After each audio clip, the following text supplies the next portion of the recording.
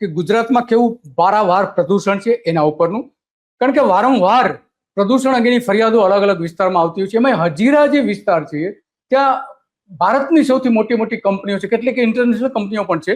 તો ત્યાં મોટા પ્રમાણમાં પ્રદૂષણ થઈ રહ્યું છે અને પ્રદૂષણના સંદર્ભમાં ત્યાંના લોકોએ વારંવાર રજૂઆતો કરી હતી અને એના સંદર્ભમાં એનજીટીએ એને નોટિસ પણ આપી છે અલગ અલગ એજન્સીઓને. અને એ નોટિસના કારણે આપણે આ જોઈ શકીએ છીએ જે નોટિસ આપી છે એના કારણે હજીરાનું જે મોગરની જે પ્રદૂષણ સામે લોકોની જે લડત લાંબા સમયથી ચાલી રહી છે અને એનજીટીએ આદેશ આપ્યો કે સરકારને નોટિસ આપવી એ પ્રકારનો આદેશ આપ્યો છે. વન પર્યાવરણ મંત્રી મુકેશ પટેલનો જ આ મત વિસ્તાર છે. એણે અગાઉ પણ ઘણી વખત જાહેરાતો કરી હતી, પણ હવે અહીંયા 84ના ઉમેદવાર સામે મોરા ગામના લોકોએ પણ ફરિયાદ કરી હતી, દેખાવો કર્યા હતા, બધું જ કર્યું હતું. અને એ બધા જની વચ્ચે આપણે જાણીએ છીએ કે ત્યાં છતાં પણ કશું થતું અને એટલા માટે ગ્રીન ટ્રિબ્યુનલના ત્યાં ગામના લોકો ગયા હતા, મોરા ગામના લોકો, અને ટ્રિબ્યુનલે વન અને પર્યાવરણ વિભાગને નોટિસ આપી છે, ગુજરાત પ્રદૂષણ નિયંત્રણ બોર્ડને નોટિસ આપી છે કે કેમ તમે હજીરાનું પ્રદૂષણ ત્યાં ફેલાવી રહ્યા છો. જિલ્લા કલેક્ટર કચેરી સુરતને પણ કહ્યું છે, સુરત અર્બન ડેવલપમેન્ટ ઓથોરિટી જે છે એને પણ કહેવામાં આવ્યું છે, હજીરા નોટિફાઈડ એરિયા ઓથોરિટી છે એને અને મોરા ગ્રામ પંચાયતને આ નોટિસ આપી છે. આપણે જોઈ શકીએ છીએ કે નોટિસમાં કઈ પરિસ્થિતિ છે અને શું છે એ બધી જ વિગતો એમાં આપણે જોવા મળે છે. અને એટલા માટે આપણી સાથે વાત કરવા માટે દીપકભાઈ પટેલ ત્યાં જોડાઈ ગયા છે અને વર્ષોથી એની સામે લડી રહ્યા છે. એ પણ આપણે વાત કરવાના છે. એ પહેલા ત્યાં શું થયું એની બધી વાત કરીએ. ખંભાતના અખાતમાં ત્યાં પ્રદૂષિત બધું પાણી છોડવામાં આવે છે. ગંદા પાણીના સતત પ્રવાહના કારણે દામકા ગામના રહેવાસીઓ વર્ષોથી ત્યાં પ્રભાવિત થતા રહ્યા છે. માછીમારો જે ખાડીમાંથી માછલી પકડીને જીવતા હતા ત્યાં લાખો માછલીઓના મોત થઈ ગયા છે. હવે એમની રોજગારીનો સૌથી મોટો પ્રશ્ન ઉભો થયો છે. તો ગંદા પાણી જે નીકળે છે અહીંયા હજીરા અને બધા આસપાસના વિસ્તારોમાં એ બધું ખાડીની અંદર જાય છે અને ખાડીનું પાણી જે છે એ ખંભાતના અખાતમાં જાય છે અને ત્યાં પારાવાર જીવ સૃષ્ટિનો વિનાશ વેરાઈ ગયો છે. કોઈ યોગ્ય કાર્યવાહી કરવામાં આવી નથી. વારંવાર ફરિયાદો કરી છે ગામ લોકોએ, છતાં પણ થયું. દામકા ગામના લોકોએ ગંદા પાણી છોડવાના સ્થળે બંધ પણ કરી દીધો હતો, બંધ બાંધી દીધો હતો કે ભાઈ અહીં પાણી નહીં આવતો હતો. તો મોરા ગામના સરપંચ દ્વારા તે બળજબરીપૂર્વક તોડી પાડવામાં આવ્યો હતો અને એટલા માટે 2026માં લગભગ નવેમ્બરમાં 22/11/2026માં ગંદા પાણી છોડતા ખાડીના હજારો માછીમારોના મોત થયાની જે ઘટના બની હતી પછી ગામ લોકો એનજીટીમાં ગયા હતા. એ આપણે આ જોઈ શકીએ છીએ એનજીટીમાં જે ગયા હતા લોકો એને. તો દીપકભાઈ તમારું સ્વાગત છે તો ગુજરાત રિપોર્ટમાં. નમસ્કાર. હા, નમસ્તે. તો ત્યાં પ્રદૂષણની આપણે વાત કરી તો એ થોડી વાત કરશો કે ત્યાં જે અત્યારે કેવી પ્રદૂષણની કેવી પરિસ્થિતિ છે એની?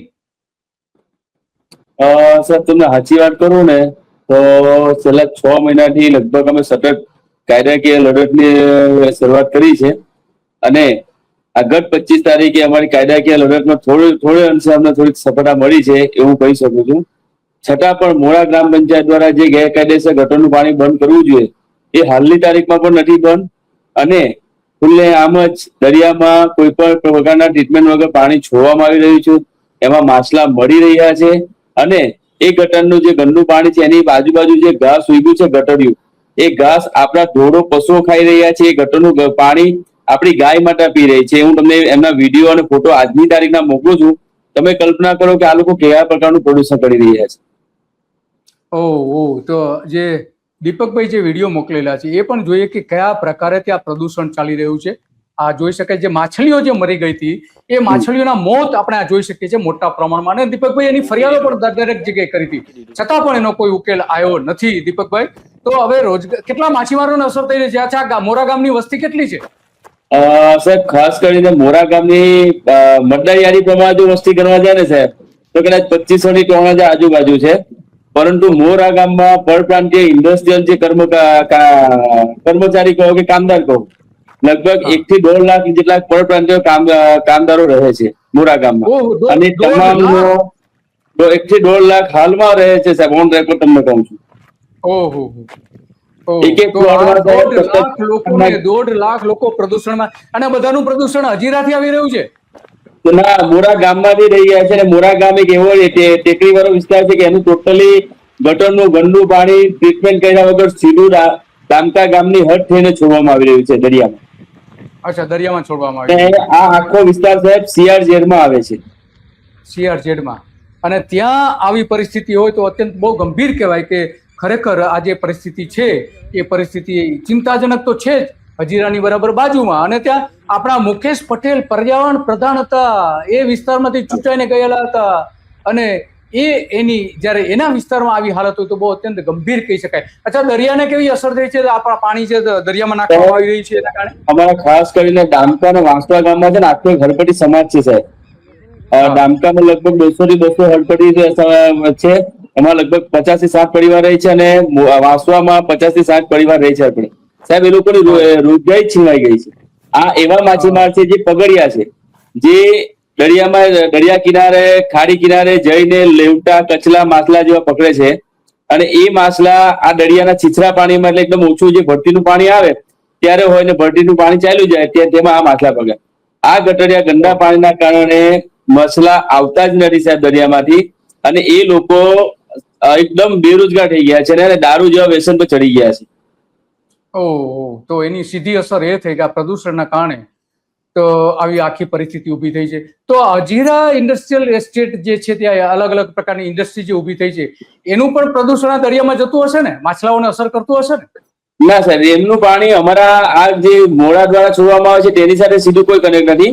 પણ તમને એક નવાઈની વાત એ કહું છું સાહેબ કે હજીરા વિસ્તાર જે નોટિફાઈડ એરિયા છે સાહેબ, કે હજીરા વિસ્તારની કંપનીઓ નોટિફાઈડની ગ્રાન્ટ આપે છે નોટિફાઈડ ઓફિસમાં.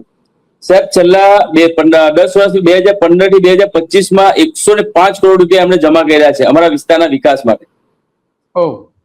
અને એમાં લગભગ 7 થી 8 વર્ષ પહેલા નોટિફાઈડ દ્વારા સુએજ ટ્રીટમેન્ટ પ્લાન્ટ માટે ઓલરેડી પ્રોજેક્ટ રિપોર્ટ તૈયાર કરવામાં આવ્યો, પરંતુ અમારા રાજકીય અભણ નેતાઓના કારણે આ વસ્તુ ગ્રાઉન્ડ પર આજે શક્ય નથી બન્યું, અને એનો ભોગ અમે બની રહ્યા છે.